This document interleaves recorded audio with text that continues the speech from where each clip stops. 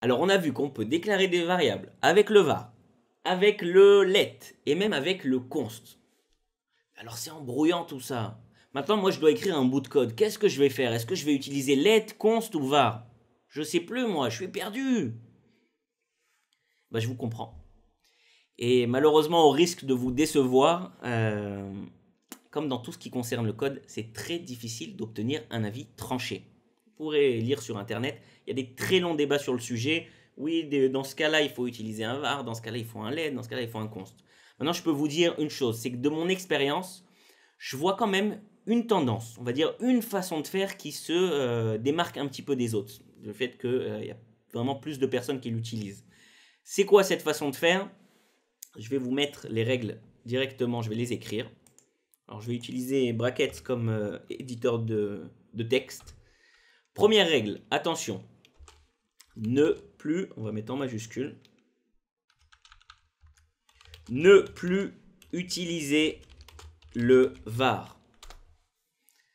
Alors ça fait mal au cœur, on a appris beaucoup avec le var, on sait comment il fonctionne et maintenant on nous dit qu'il ne faut plus l'utiliser. Malheureusement, c'est ça le progrès.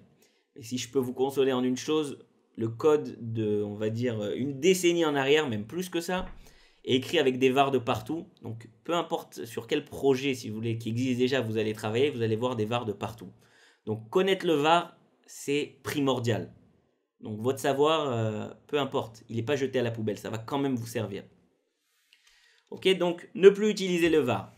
Deuxième règle, attention, toujours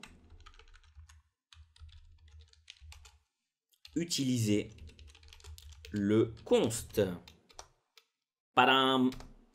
Comment ça toujours utiliser le const? Et le let, alors on en fait quoi? Et bien en fait, la troisième règle, c'est quoi? C'est si on se rend compte qu'on doit réassigner une valeur à quelque chose qui a été déclaré avec un const, alors on en fait un let. Je vous donne un exemple. Vous avez écrit const x égale 5. Et un peu plus loin dans le code, vous écrivez x égale 7. Et bien vous allez changer votre const x égale 5 en let x égale 5.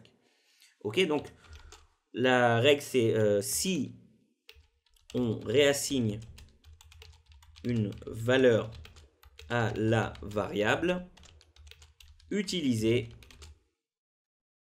le let. Ok, donc encore une fois, cette façon de faire, c'est une des façons de faire. Vous pourrez trouver d'autres articles sur internet qui vous disent autre chose. Mais de mon expérience, et j'ai quand même pas mal étudié le sujet justement avant de vous faire un cours, je peux vous dire que c'est cette façon de faire qui se démarque des autres pour moi. Voilà. Donc la grosse nouvelle, moi, qui me fait beaucoup de peine, qui me fend le cœur, c'est cette règle-là. Ne plus utiliser le var. Jusqu'à qu'on comprenne bien le var, on sache comment ça marche avec le hoisting, tout d'un coup on nous dit, maintenant on ne peut plus utiliser le var. Ça fait mal au cœur.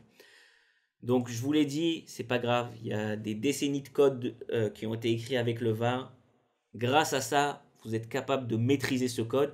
Et si vous rentrez dans un projet où il y a vraiment 10 ans de code derrière qui existe déjà et que tout le monde utilise le var, il n'y a pas de problème. Vous pouvez même, du fait que le code doit rester plus ou moins le même, continuer à utiliser le var. Il n'y a pas de souci avec ça. Le var, il disparaît pas.